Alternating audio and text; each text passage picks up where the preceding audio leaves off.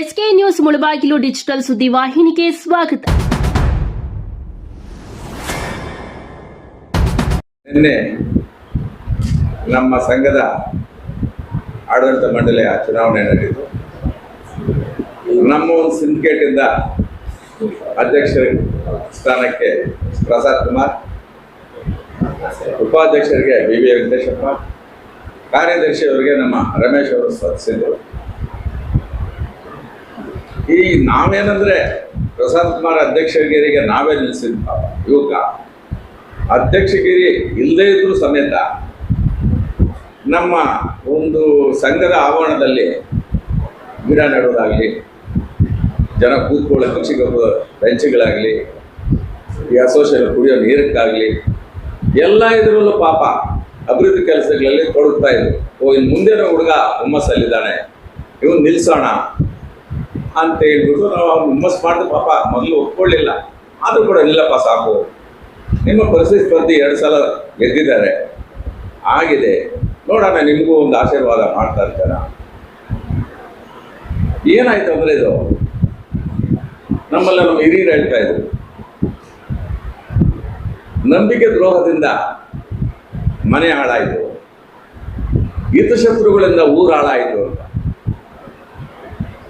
ನಮಗೆ ನಂಬಿಕೆ ದ್ರೋಹ ಆಯಿತು.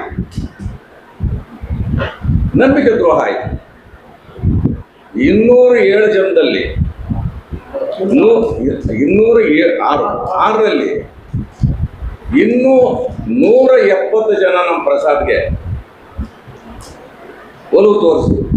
ನಾನು ವೈಯಕ್ತಿಕವಾಗಿ ಎಲ್ಲರನ್ನ ಹೋಗಿ ಭೇಟಿ ಮಾಡಿ, ನೋಡಪ್ಪ ಹೀಗಿದೆ, ಏನೋ ಮಾಡ್ತಾನೆ, ಹುಮ್ಮಸ್ ಹುಡುಗ, ಅವನು ಉಪಯೋಗಿಸ್ಕೊಳ್ಳೋಣ ಅಂತ ಹೇಳಿದ.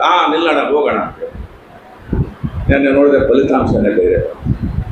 ಯಾಕಂದ್ರೆ ಹಳ್ಳಿ ಕಡೆ ಚುನಾವಣೆ ನಡೆದ್ರೆ ಕಾಮ ಅವ್ರು ನಂಬೋದು, ಹೇಳ್ಬಿಟ್ರೆ ಆಗೋಯ್ತು. ನಮಗೇನಾದ್ರು ಒಂದು ಬಾಧೆ, ನನಗೆ ಅವರು ಕ್ಯಾಂಡಿಡೇಟ್ ನನಗೆ ಗೊತ್ತಿಲ್ಲ, ಕ್ಯಾಂಡಿಡೇಟ್ ಬಗ್ಗೆ ನಾನು ಯಾರು ಹೇಳೋಕ್ಕಾಗಲ್ಲ. ನನ್ನ ವೈಯಕ್ತಿಕವಾಗಿ ಹೇಳ್ತೀನಿ, ನನಗೆ ನೋವಾಯ್ತಾನೆ, ಬಹಳ ನೋವಾಯ್ತು. ನಾವು ವಕೀಲರಾಗಿ ವಚನ ಬಸ್ತು ಯಾಕೆ ಹಾಕ್ತೀವಿ?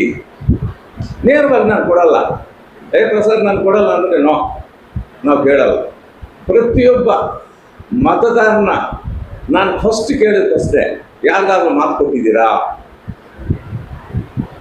ಇಲ್ಲ, ನಾವು ಮಾತು ಕೊಟ್ಟಿಲ್ಲ, ಪಾಪ ಒಳ್ಳೆ ಹುಡುಗ, ಅಧ್ಯಕ್ಷನಾಗಿದ್ರು 5-6 ಲಕ್ಷ ಖರ್ಚು ಮಾಡಿದ್ದಾನೆ, ಎಲ್ಲ ಅನುಕೂಲಗಳು ಮಾಡಿದ್ದಾನೆ, ಒಳ್ಳೆ ಕ್ಯಾಂಡಿಡೇಟ್ ಸೆಲೆಕ್ಟ್ ಮಾಡಿದ್ದೀರಿ. ನಾ ಯಾವ ಚುನಾವಣೆಗೆ ನಾವು ಬರ್ತಾ ಇರಲಿಲ್ಲ, ತೊಡಸ್ಕೋತಾನೂ ಇರಲಿಲ್ಲ. ಏನೋ ಒಂದು ಮಾಡ್ತಿದ್ದಾನಲ್ಲ, ಮಾಡಲಿ, ನಮ್ಮ ವಕೀಲ ಒಂದು ಇದಕ್ಕೆ ಮಾಡಲಿ ನೋಡು, ಆಯಿತು ಇರಲಿ. ಅವನಿಗೆ ಅಷ್ಟು ನನಗೆ ನೋವಾಗಿದೆ.